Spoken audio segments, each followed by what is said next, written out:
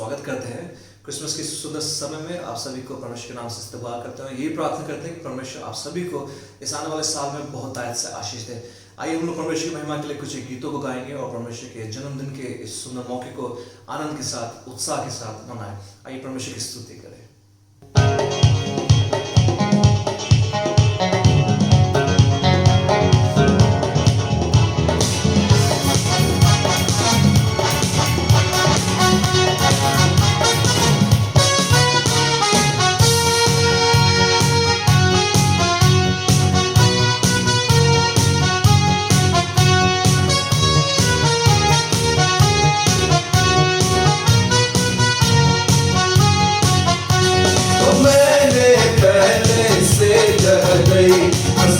मरियम को जायो रे, तो मैंने पहले से कह गई। हसी मरियम को जायो रे, हसी मरियम को जायो रे, हसी मरियम को जायो रे, ओ मैंने पहले से कह गई। हसी मरियम को जायो रे, स्वर्ग लोक से चला मरियम के दे, स्वर्ग लोक से चला फरिश्ता डिग मरियम के दे।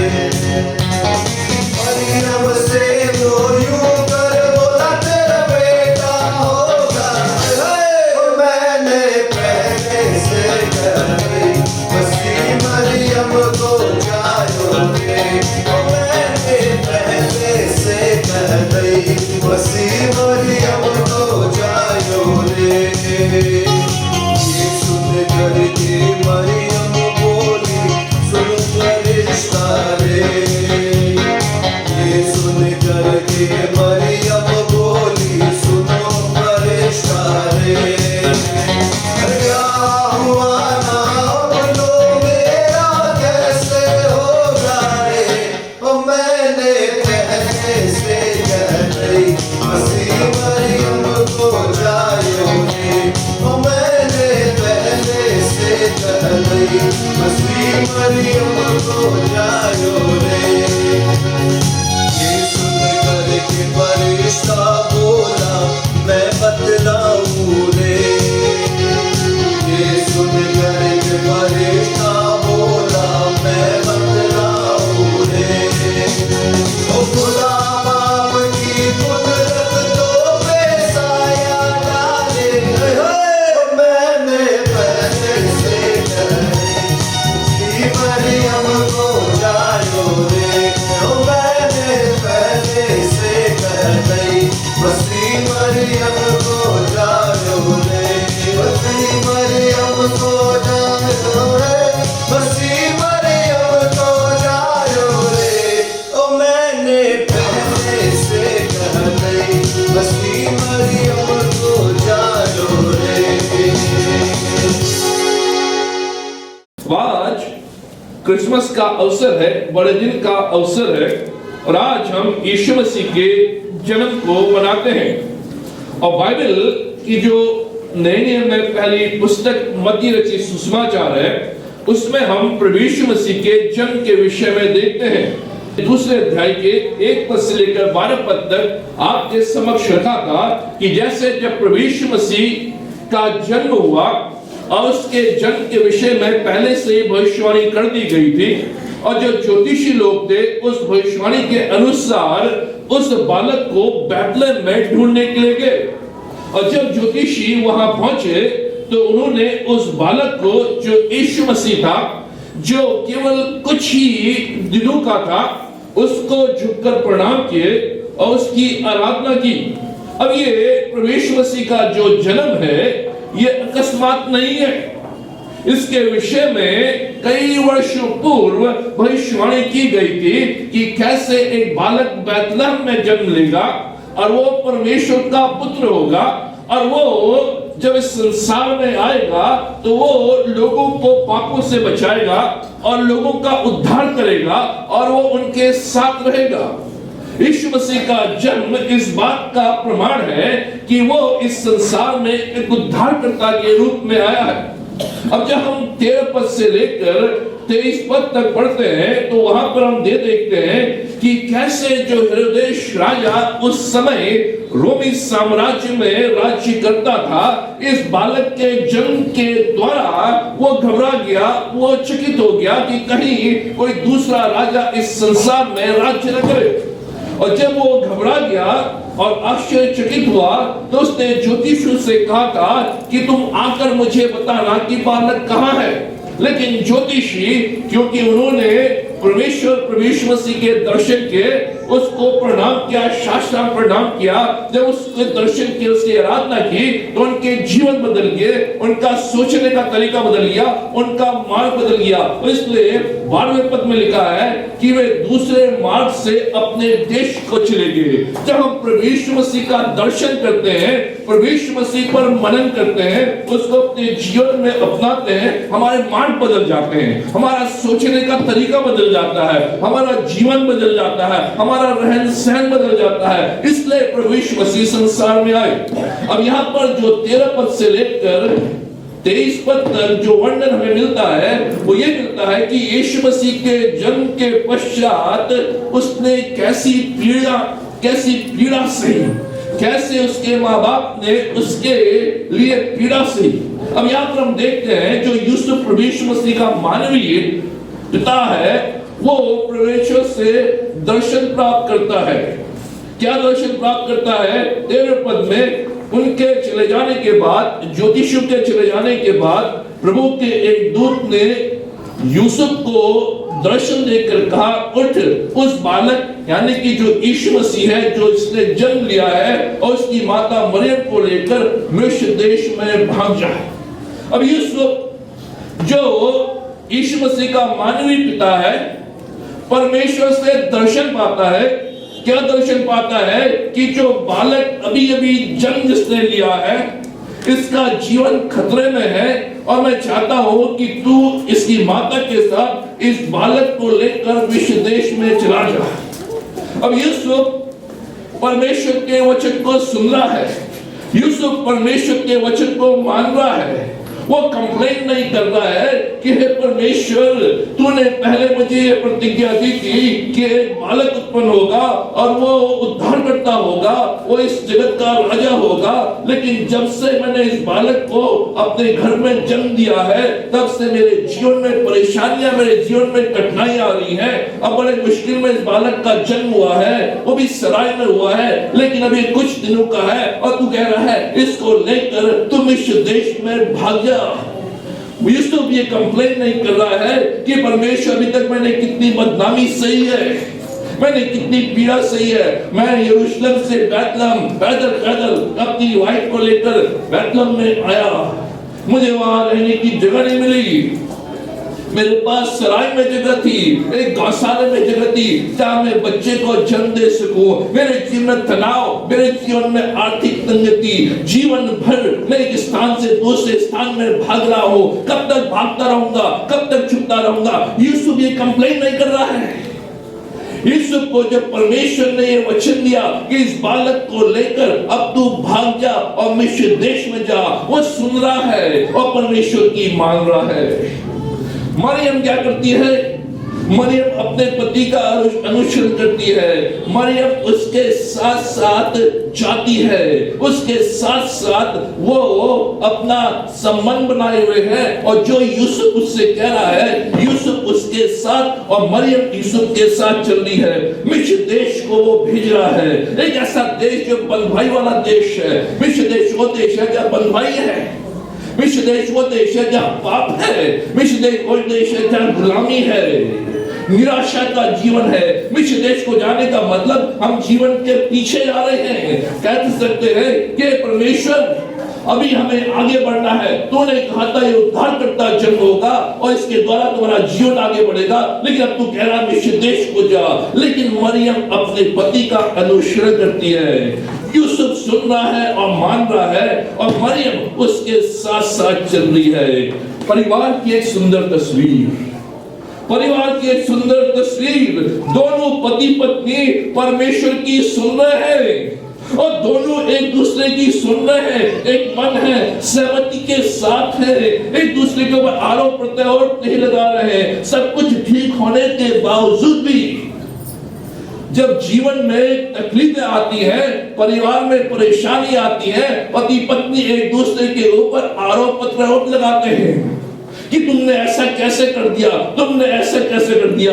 यहाँ पर परमेश्वर का वचन आज क्रिसमस के दिन एक सुंदर परिवार की तस्वीर दे रहा है। क्या तस्वीर दे रहा है कि पति पत्नी दोनों परमेश्वर की सुने, पति पत्नी एक दूसरे की सुने, एक मन हो, एक सहमति के साथ। उस समय जब परिवार में कठिनाइयां आती है, उस समय जब परिवार में उतार चढ़ाव आते हैं, उस समय जब परिवार में आर्थिक तंगी आती है, उस समय जब आपस में टकराव हो रहा है, उस समय पति पत्नी दोनों परमेश्वर की सुने। उस समय पति पत्नी दोनों एक दूसरे के सुनते हुए एक मन एक सहमति के साथ। ये सुंदर परिवार की तस्वीर, ये सुंदर परिवार की तस्वीर। हेरोदेस राजा, तीसरा जो कैरेक्टर यहाँ पर है वो है हेरोदेस राजा। अब यहाँ पर ये प्रश्न आता है कि हेरोदेस राजा का अपर हैंड क्यों है। 13 पद से 16 पद तक हम पढ़ते हैं कि कैसे हेरोदेस जो राजा है उस साम्राज्य का राजा है और वो कैसे प्रभु यीशु मसीह को मारने के लिए तुला हुआ है, प्रभु यीशु मसीह को समाप्त करने के लिए तुला हुआ है, जिससे कि उसका जन्म बेकार हो जाए। ऐसा लग रहा है कि परमेश्वर हेरोदेस को मनमानी करने दे रहा है। कई बार ये प्रश्न हमारे जीवन में आता है, परमेश्वर ये सारी दुष्टता, ये सारे बुरे लोग फल रहे हैं, फूल रहे हैं, वे अपनी मनमानी कर रहे हैं और तुम्हारा ध्यान नहीं रख रहा है। ये तस्वीर यहाँ पर है कि जो हेरोदेस है वो दुष्ट राजा है और एक ऐसे बालक को मारने के लिए तुला हुआ है जो बालक इस संसार का उद्धार करता होगा, जो शांति लेके आएगा, जो स्मृति लेकर आएगा, जो न्याय को लेकर आएगा, जो जीवन में बदलाव लेकर आएगा। ऐसा बालक जो है उसके पीछे पड़ा हुआ है। और ये प्रश्न आता है, परमेश्वर तू हेरोदेस को मनमानी क्यों करने दे रहा है? क्यों ये छोटा बालक अपने माता पिता के साथ दर दर भटक रहा है? क्यों एक देश से दूसरे देश में, क्यों एक नगर से दूसरे नगर में? उन मासूम बच्चों का क्या दोष है जिसको उसने मरवा डाला? जितने भी 2 साल से नीचे के बच्चे थे सबको उसने मरवा डाला। उन माँ बाप का क्या दोष? बैतलहम में क्या हो रहा है? बैतलहम क्या है? परमेश्वर का नगर। बैतलहम क्या है? जहां दाऊद रहता था, अ ब्लेस्ड सिटी, उस शहर में ये सारी चीजें हो रही हैं। और प्रभु यीशु मसीह और उसके माता पिता एक फ्यूजिटिव की तरह, एक भगोड़े की तरह भाग रहे हैं, अपराधी की तरह छुप रहे हैं। क्यों इस बालक को गौशाले में पैदा होने के बाद अब काल कोठरी में एक गुफा में छिपना पड़ रहा है, दूसरे देश में भागना पड़ रहा है? इस बालक को, जिस बालक के विषय में कहा गया था कि ये जगत का उद्धार करता होगा, इस बालक के विषय में कहा गया था परमेश्वर हमारे साथ, इस बालक के विषय में कहा गया था शांति का राजकुमार, इस बालक के विषय में कहा गया था ये सृष्टि से पहले है, इस बालक के विषय में कहा गया था वो सृष्टि करता है, इस बालक के विषय में कहा गया था ज्योतिषु ने उसकी आराधना की, उसको दंडवत किया। इस बालक के विषय में कहा गया था एक बड़ा तारा तुम्हारे सामने सामने चलेगा और जिस घर में रुक जाए वो समझना कि वहां प्रभु यीशु मसीह का जन्म हुआ है। ये मानवीय सोच कि एक जो बालक है जो जगत का उद्धार करना आया है, जो माँ बाप उसके हैं एक अच्छे बालक की परवरिश कर रहे हैं, वो लोग दुख में हैं, वो लोग कष्ट में हैं, वो लोग समस्या में हैं। लेकिन हेरोदेस वो अपनी मनमानी कर रहा है। हमारी सोच, खलनायक जो है वो हेरोदेस है, गड़बड़ी कर रहा है, उत्पात कर रहा है, उसे कोई सजा नहीं मिल रही है, उसके सारे काम हो रहे हैं, कोई बाधा नहीं आ रही है। पूरी उम्र उसने काट ली, जब पूरा उम्र उसकी हो गई तब उसकी मृत्यु होती है, नेचुरल डेथ। अपने लोगों को प्रतिज्ञा के बाद भी बेघर और असहनीय पीड़ा हो रही है। ये मानवीय सोच, क्यों प्रभु ऐसा तू कर रहा है? हमारे जीवन में कई बार ऐसी सोच आती है, प्रभु मैं तो सब अच्छा कर रहा हूं, मेरे तो कार्य अच्छे हैं, मैंने भलाई की है और तूने मुझे प्रतिज्ञा दी है और तूने मुझे अपना नया जीवन दिया है, लेकिन फिर भी मेरे जीवन में तकलीफें, परेशानी, कठिनाइयां और जो दूसरे दुष्ट लोग हैं वो मनमानी कर रहे हैं, उनका कुछ नहीं हो रहा है।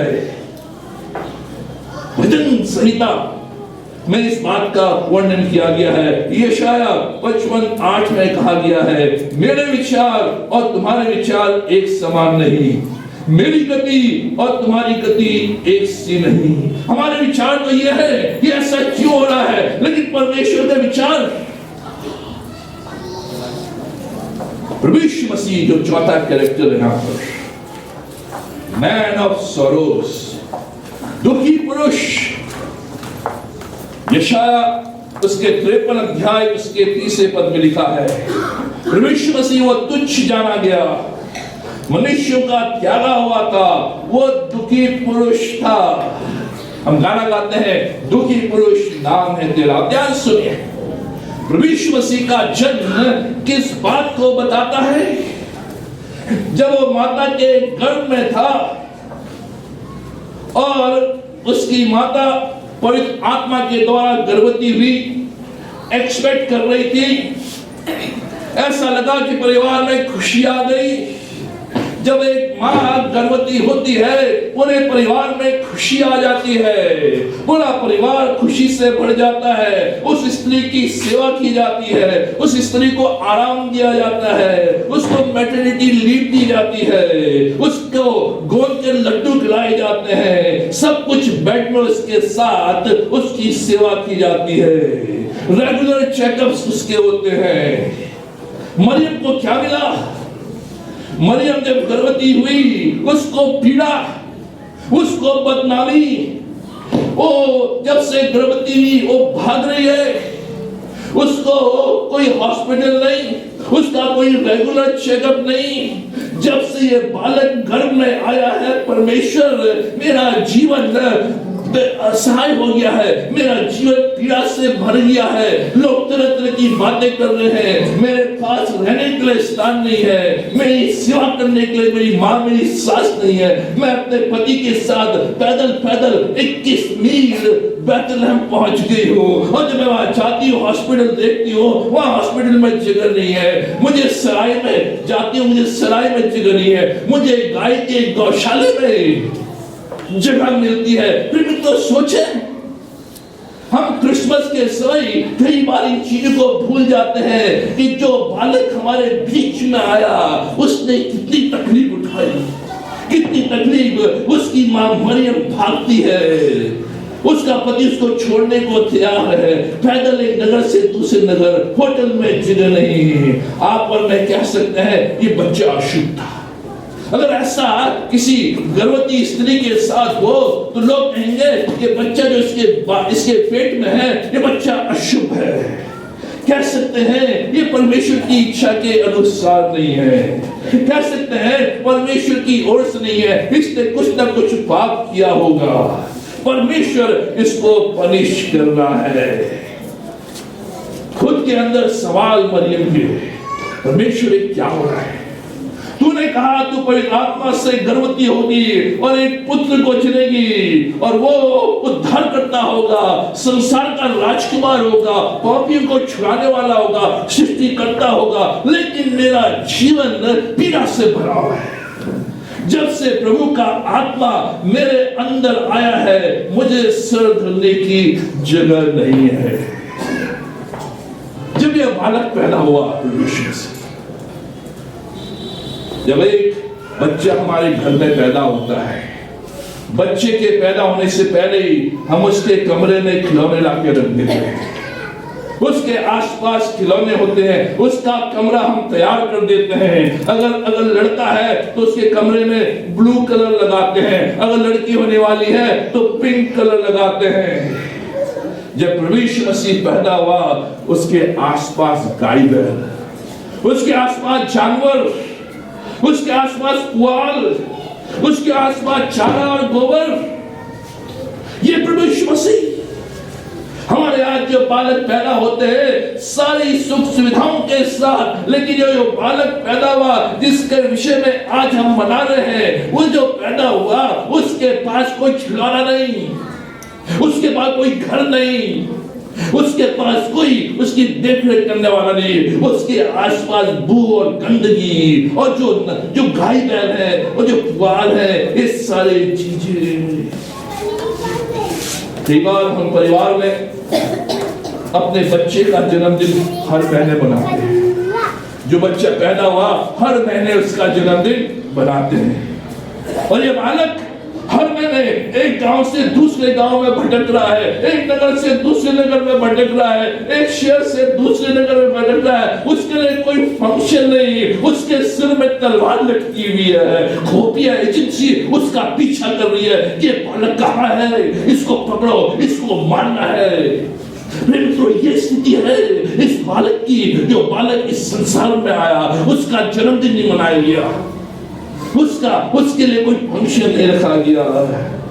एक दूध पीता हुआ बच्चा रात को उसका बाप कह रहा है कि इसको हमें यहाँ से ले जाना है, रातों रात हमें मिस्र देश को भागना है। जीवन के अंत प्रभु यीशु मसीह के साथ यही घटना घटती रही। इसलिए प्रभु यीशु मसीह ने कहा चिड़ियों के तो घोंसले हैं लेकिन मनुष्य के पुत्र को सिर धरने की जगह नहीं। जब बढ़ने लगा नासरत को लौटा, यरूशलेम से बैतलहम गया, बैतलहम में उसका जन्म हुआ, बैतलहम से मिस्र देश को भागा, मिस्र देश से फिर वो नासरत में आए। कोई स्थायी जगह नहीं। हम लोग किराए के मकान में रहते हैं और हम लोग कुड़कुड़ाते हैं कि हमारा अपना घर भी होना चाहिए। हम मकान बदलते रहते हैं, परेशान होते हैं। ये बालक दूध पीता हुआ बालक अपना घर बदल रहा है, अपना नगर बदल रहा है, अपना शहर बदल रहा है। क्यों?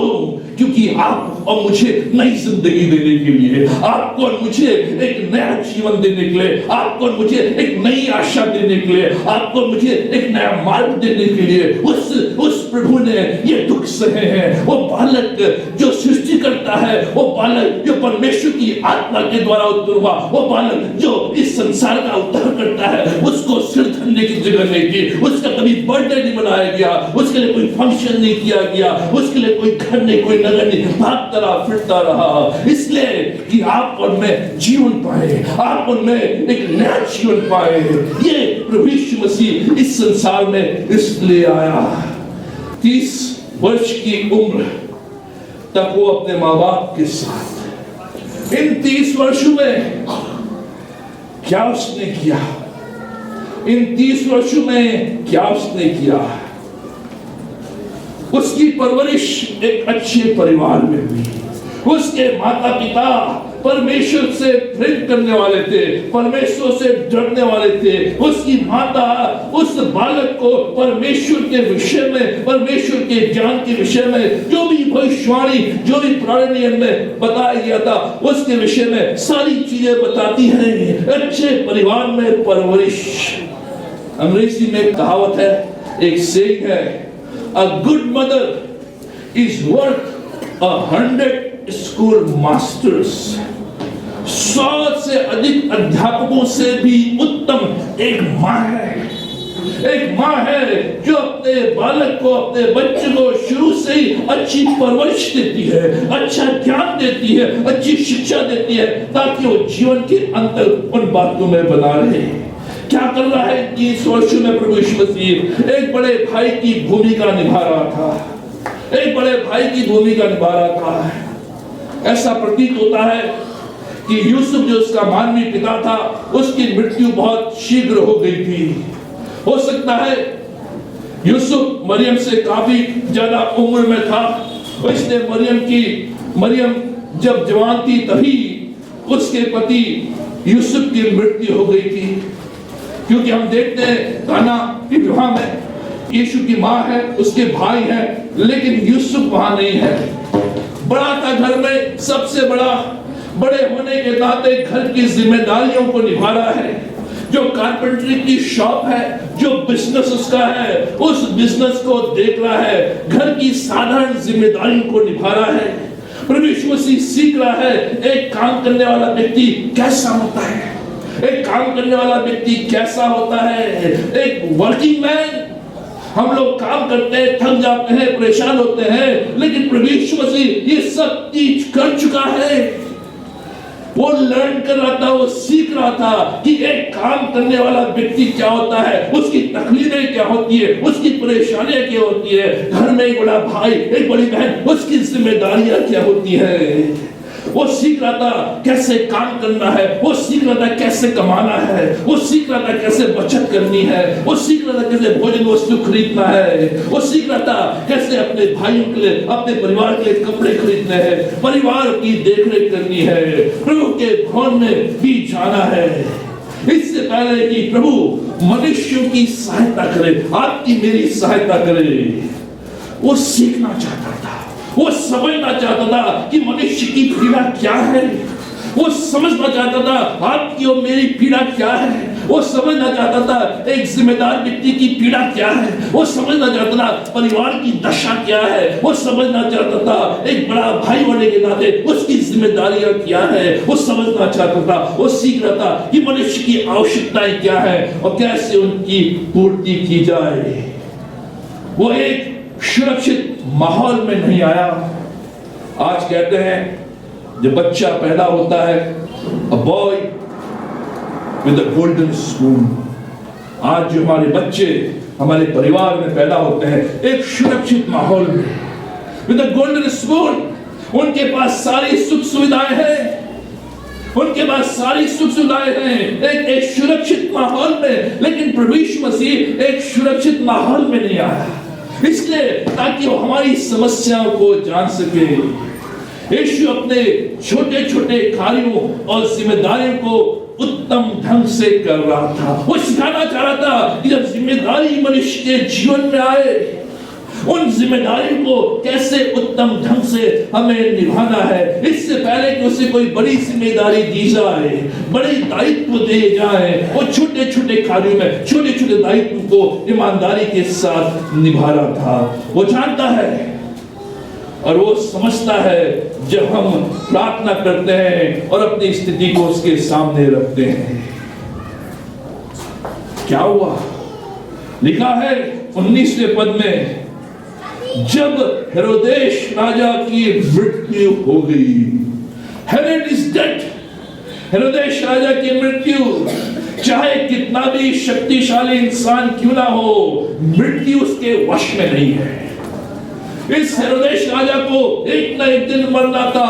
मासूमों की मृत्यु करने वाला आज स्वयं मृत्यु का शिकार हो गया। लिखा हेरोदेश राजा is dead, king Herod is dead. वो जो उत्पात मचा रहा था, वो जो दुष्टता मचा रहा था, वो जो सृष्टिकर्ता को मारने की कोशिश कर रहा था, सारे षड्यंत्र उसने रच लिए थे, लेकिन आज वो खुद मर गया है, वो डेड है। समय आता है जब उसे इस दुनिया से उठा लिया जाता है। लिखा जब उन्होंने सुना, जब यूसुफ ने, मरियम ने सुना हेरोदेश की मृत्यु हो गई है, वो पुनः अपने देश लौट आए, पुनः अपने देश ले आए। उनके दुखों का अंत, पुनः अपने देश। मित्रों, दुखों का अंत है, दुष्टता का अंत है, बुराई का अंत है। समय लग सकता है लेकिन इनका अंत है। हम बहुत जल्दी हिम्मत हार जाते हैं, बहुत जल्दी गिव अप कर लेते हैं, अब कुछ नहीं होने वाला है, सब कुछ बिखर गया है। लेकिन प्रभु यीशु मसीह इस वाक्य के द्वारा, इस खंड के द्वारा बताना चाहता है कि मेरा इस संसार में आने का अर्थ यह है कि मैं लोगों को बताऊं कि दुखों का अंत है, मैं लोगों को बताऊं कि परेशानियों का अंत है, मैं लोगों को बताऊं कि दुष्टता का अंत है। जो भी दुष्ट है वो एक दिन मृत्यु को प्राप्त करेंगे। हमें पीड़ा होगी, सताव होंगे, अन्याय का सामना करना पड़ेगा, चिंता हमारे जीवन में आएगी, लेकिन हमें चिंतित होने की आवश्यकता नहीं है क्योंकि इनका अंत है। यही क्रिसमस का संदेश है। प्रभु यीशु मसीह कहता है मैं खुशियां लेकर आया हूं, मैं आनंद लेकर आया। क्यों? क्योंकि मेरे आने के द्वारा मेरे तुम्हारे जीवन में प्रवेश करने के द्वारा, मेरे तुम्हारे परिवार में प्रवेश करने के द्वारा जो तुम्हारे दुखों का अंत है, तुम्हारी समस्याओं का समाधान है, तुम्हारी आवश्यकताओं की पूर्ति है, ये प्रभु यीशु मसीह इस क्रिसमस में हमको बताना चाहता है। अय्यूब उसका 20 अध्याय उसके 5वें पद में लिखा है कि दुष्टों का ताली बजाना जल्द ही बंद हो जाता है और भक्तिहीनों का आनंद पल भर का होता है। जो भक्तिहीन है, जो दुष्ट है, जो हृदय के समान है, उनका आनंद केवल पल भर का है। लेकिन जो यीशु मसीह को अपने जीवन में ग्रहण करते हैं, इस क्रिसमस के संदेश को अपने जीवन में लेते हैं, उनका आनंद अनंत है। उनके आनंद को कोई छीन नहीं सकता। दुष्ट जो सफल हो रहे हैं, उनका समय थोड़ा है। Death is a mighty leveler। जो डेथ है, जो मृत्यु है, पहाड़ को उखाड़ देती है। हम पहाड़ जैसे व्यक्ति हो, लेकिन मृत्यु के सामने खड़े जाते हैं। और यहाँ इस बात को बताया गया है कि जो मृत्यु देने वाला व्यक्ति है, जो मृत्यु ले रहा है, उसकी मृत्यु हो गई है। हम विश्वासियों को विचलित होने की आवश्यकता नहीं है। 5 बातें हम सीखते हैं, केवल 5 मिनट में। 5 बातें, इन 5 बातों को आज आप अपने साथ लेकर जाएं इस क्रिसमस के साथ में। पहली बात, प्रतिज्ञाओं को पूरा करने वाला प्रभु। जो प्रभु इस संसार में जन्म लेता है, वो प्रभु अपनी प्रतिज्ञाओं को पूरा करता है। और यहाँ पर लिखा है कि कैसे जो जो प्रतिज्ञा उसके विषय में की गई थी, जो जो भविष्यवाणी उसके विषय में की गई थी, जो 800 साल पहले, 1000 साल पहले की गई थी, वो पूर्ण हुई। 5वें पद में लिखा है, यहूदिया के बैतलहम में, क्योंकि भविष्यवक्ताओं के द्वारा ये लिखा गया था। क्या लिखा गया था? कि उसका जन्म बैतलहम में होगा। वो भविष्यवाणी पूरी हुई। 800 वर्ष पूर्व वो भविष्यवाणी की गई थी, जो प्रतिज्ञा की पूरी हुई। 15वें पद में लिखा है कि 15वें पद में इसी बात को बताया गया है, भविष्यवक्ता के द्वारा कहा था पूरा हो। जो भविष्यवक्ता के द्वारा कहा था वो पूरा हुआ। उसके बाद 17वें पद में लिखा है, भविष्यवक्ता के द्वारा कहा गया था वह पूरा हुआ। उसके बाद 23वें पद में लिखा है, भविष्यवक्ताओं के द्वारा कहा गया था वह नासरी कहलाएगा, वह पूरा हुआ। आज जिस प्रभु की हम आराधना करते हैं, वो प्रभु प्रतिज्ञाओं को पूरा करने वाला प्रभु है। जो भी प्रतिज्ञा प्रभु ने आपसे और मुझसे कही है, जो भी प्रतिज्ञा इस बाइबल ने दी है, वो पूरी करेगा। तो उसने कहा है कि मैं तुम्हें न छोड़ूंगा न त्यागूंगा, तो आपको न छोड़ेगा न त्यागेगा। जब उसने कहा है कि मैं तुम्हारी हर एक आवश्यकताओं की पूर्ति करूंगा, तो पूरी करेगा। उसने कहा है कि तुम्हारी बीमारियों को चिता करूंगा, तो करेगा। उसने कहा है तुम अकेले नहीं, मैं तुम्हारे साथ हूं, तो हमारे साथ है। उसकी प्रतिज्ञा है, उसकी प्रतिज्ञाएं हमेशा बनी रहती है। पहली बात, प्रतिज्ञाओं को पूरा करने वाला प्रभु। जो भी प्रतिज्ञा आपके जीवन में प्रभु ने की है, प्रभु उनको पूरा करेगा। समय लग सकता है, देरी हो सकती है, लेकिन प्रतिज्ञाओं का पूरा होना अवश्य है। दूसरी बात, परिवारों को बनाने वाला प्रभु। ये जो प्रभु है, ये जो यीशु है, ये परिवारों को बनाने वाला प्रभु है। हम देखते हैं मरियम और यूसुफ कैसे एक सुंदर परिवार के रूप में गठित होते हैं। किसने बनाया? प्रभु ने बनाया। जब प्रभु का जन्म उस परिवार में हुआ, उस पर प्रभु ने इन दोनों के जीवन में आपसी प्रेम को जोड़ा, इन दोनों के जीवन में आपसी संगति को जोड़ा, इन दोनों के जीवन में आपसी सहमति को जोड़ा। प्रभु परिवारों को बनाने वाला है। आज आप काउंसलर के पास जाएं और कहें हमारे परिवार में खटपट हो रही है, वो आपको सलाह देंगे तलाक दे दो, डिवोर्स दे दो, छोड़ दो। लेकिन प्रभु कहता है मैं तोड़ने के लिए नहीं, मैं बनाने के लिए आया हूं। चाहे कितनी भी खटपट हमारे बीच में क्यों ना हो, चाहे कितनी भी परेशानी हमारे बीच में क्यों ना हो, प्रभु की उपस्थिति में हमारे टूटे हुए परिवार बन सकते हैं, हमारे बिखरे हुए परिवार वापस आ सकते हैं। पति पत्नी को जोड़ने वाला है, पति पत्नी को बनाने वाला है, पति पत्नी को आगे बढ़ाने वाला हमारा प्रभु परिवारों को बनाने वाला है। प्रिय मित्रों, अगर आज आपके परिवार में तंगी, परेशानी, तकलीफ है, इस प्रभु के पास आए। ये प्रभु आपके मेरे परिवार को बनाएगा, हमें जोड़ेगा, हमारे आपसी संबंध में, पति पत्नी के संबंध में एक मजबूती देगा, क्योंकि ये परिवारों को बनाने वाला प्रभु है। तीसरी बात, समस्याओं को समझने वाला प्रभु। समस्याओं को समझने वाला प्रभु। क्यों प्रभु इन सारी समस्याओं में से होकर गया? क्यों उसका जन्मदिन नहीं बनाया गया?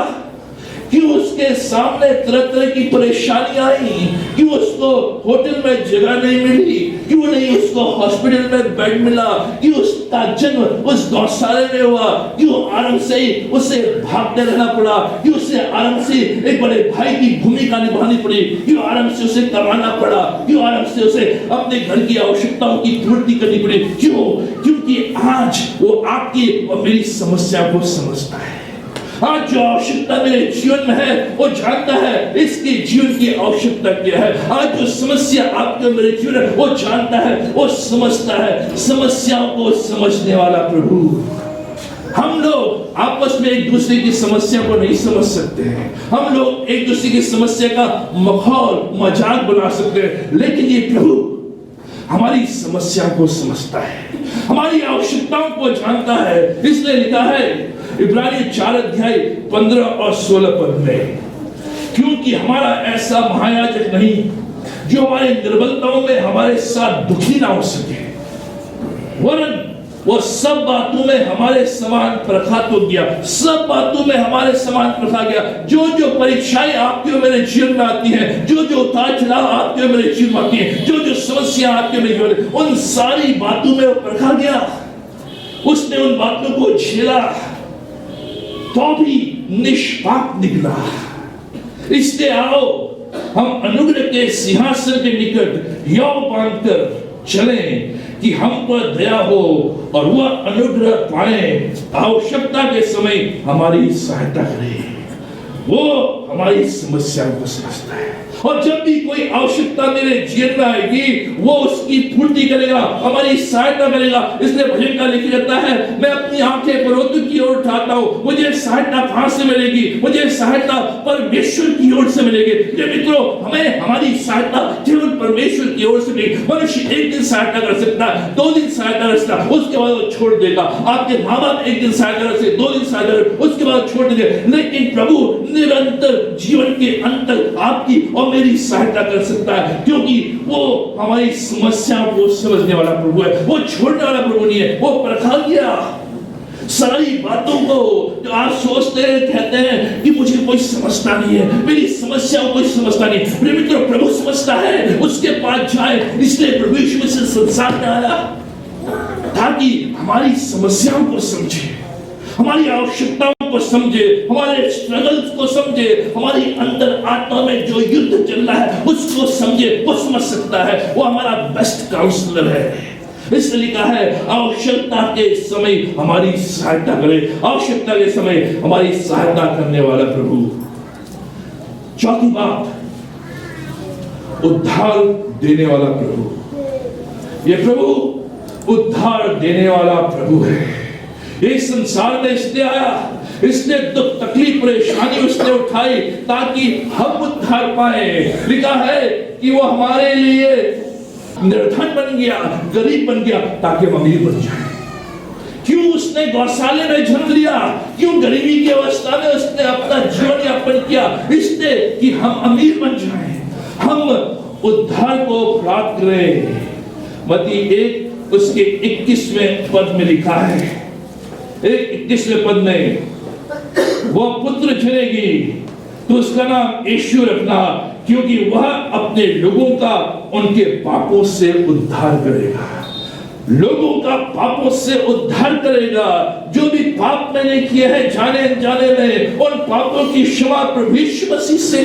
अब मुझे भिन्न भिन्न जगह जाने की आवश्यकता नहीं है। यहाँ मत्था टेकना, वहां मत्था टेकना, यहाँ जाना, वहां जाना। क्रिसमस के समय प्रभु यीशु मसीह के पास है, प्रभु मुझसे जाने अनजाने में गलती हो गई है, मुझसे पाप हो गया है, मैं नजात चाहता हूँ, मैं मुक्ति चाहता हूँ, मैं उद्धार चाहता हूँ, मैं मोक्ष चाहता हूँ, क्योंकि हमारा प्रभु उद्धार देने वाला प्रभु है। इसलिए उसने कहा है, मैं पापियों का उद्धार करने के लिए इस संसार में आया हूँ। पापियों का उद्धार, उनको नाश करने के लिए नहीं, उनको मिटाने नहीं, उनका उद्धार करने के लिए, उनको नया जीवन देने के लिए, उनको नई दिशा देने के लिए, उनको नया मार्ग देने के लिए प्रभु उद्धार देने वाला प्रभु है। पांचवी और अंतिम बात, साथ रहने वाला प्रभु, न केवल उद्धार देने वाला प्रभु लेकिन साथ रहने वाला प्रभु। एक अध्याय उसके 23 पद में लिखा है, देखो एक कुंवारी गर्भवती होगी और एक पुत्र जनेगी, उसका नाम इमानुएल रखा जाएगा, जिसका अर्थ है परमेश्वर हमारे साथ। परमेश्वर हमारे साथ। यीशु मसीह इस संसार में इसलिए आया कि वो हमारे साथ रहे। आज हमें साथी की आवश्यकता है, आज हमें साथ की आवश्यकता है। मनुष्य आज अकेलेपन में तड़प रहा है, उसके पास सारी चीजें हैं लेकिन वो अभी भी अकेला है, अभी भी अपने आप को तन्हा महसूस करता है। मित्रों के बीच में तो है लेकिन अपने आप को तन्हा महसूस करता है, अपने आप को अकेला महसूस करता है। Loneliness is killing him. इसलिए उस लोनलीनेस को, उस अकेलेपन को मिटाने के लिए वो तरह तरह के उपाय करता है। वो पिक्चर्स हॉल में जाता है, पार्टीज करता है, इधर जाता उधर जाता, ताकि जो अकेलापन है, जो ये बॉलीवुड स्टार्स है, मैं एक बार गया था इनके बीच में बोलने के लिए। कई लोगों ने बोला जब रात को अपने घर जाते हैं हमारा घर में काटता है, हमारा घर में काटता है, बड़े बंगले हैं लेकिन उस घर में घुसने की हमें हिम्मत नहीं होती है। We feel lonely. अकेलापन, हमारे पास शोहरत है, हमारे पास सब कुछ है लेकिन साथ नहीं है। जिसको अपना साथी सोचते हैं वो 2 दिन में हमें भूल चलाता। लेकिन प्रभु यीशु मसीह इस क्रिसमस में इसलिए इस संसार में आया ताकि आपको साथ रहे। वो साथ जो कभी नहीं छोड़ेगा। उसने कहा जीवन के अंत तक मैं तुम्हारे साथ रहूंगा। मेरे मित्रों, इससे बड़ा साथी और कौन? वो साथी जो कभी धोखा नहीं देगा, वो साथी जो कभी दगा नहीं करेगा, वो साथी कभी छोड़ेगा नहीं, हमेशा आपके साथ साथ रहेगा, आपको अपने बाहों में उठाए रखेगा, आपकी सहायता करेगा और कहेगा मैं तेरे साथ हूं। अगर तुम गिरोगे भी तो कहेगा मैं तुम्हें उठाने के लिए तैयार हूं। ये साथी परमेश्वर हमारे साथ। आज कौन आपके साथ है? कौन आपके साथ है? ये उद्धारकर्ता जिसने जन्म लिया, जिसने दुख उठाया, जिसने पीड़ा उठाई, दर दर भटका, परेशानी, पीड़ा और सारी चीजों का उसने सामना किया इसलिए कि वो आपका साथी बन जाए और आपको उठाए, आपको बढ़ाए। और परमेश्वर ने उसे इतना महिमामय किया कि आज हर वर्ष पूरे संसार में उसका जन्मदिन मनाया जाता है। पहले 2 वर्ष उसके लिए कोई कार्यक्रम नहीं, पहले 2 वर्ष उसके लिए कोई जन्मदिन नहीं, पहले 2 वर्ष उसके लिए कोई केक नहीं, पहले 2 वर्ष उसके लिए कोई नया कपड़ा नहीं, पहले 2 वर्ष उसके घर में कोई साज सज्जा नहीं। लेकिन प्रिय मित्रों, उस 2 वर्ष के बाद आज हम देखते हैं कि हर घर में आज नए कपड़े हैं, हर घर में आज केक कटाया जा रहा है, हर घर में आज सजा सवरण है, हर घर में आज खुशी है, हर घर में उसका जन्मोत्सव मनाया जा रहा है, उसका जन्म है। न केवल इंडिया में, न केवल संसार के हर कोने में, संसार के हर कोने में आज प्रभु यीशु मसीह का जन्म जितना अधिक बनाया जाता है और किसी का नहीं। ना केवल क्रिश्चियंस, चाहे किसी भी कम्युनिटी क्यों ना हो, कहीं भी क्यों ना हो, आप मॉल में चले जाए, आप होटल में चले जाए, आप रेस्टोरेंट में चले जाए, मेरी क्रिसमस, मेरी क्रिसमस। हाँ, प्रभु यीशु मसीह का जन्म हर घर में मनाया जा रहा है। प्रिय मित्रों, ये जो 6 अरब की जो जनसंख्या है उसमें से करीबन 80% लोग आज प्रभु यीशु मसीह का जन्मदिन मना रहे हैं। उस बालक का पहले 2 साल में कभी जन्मदिन नहीं मना। जब हम ऐसे प्रभु को अपनाते हैं, ऐसे प्रभु को हम ग्रहण करते हैं, तो न केवल हमें उठाता है, हमें मान सम्मान देता है, हमें आजादी देता है, हमें सुरक्षा देता है, हमारी आवश्यकताओं की पूर्ति करता है, हमारी समस्याओं को समझता है और सबसे बढ़कर हमें हमारे पापों से हमें मुक्त करता है और एक नया जीवन देता है। क्या इस प्रभु को आज आप लेने के लिए तैयार हैं?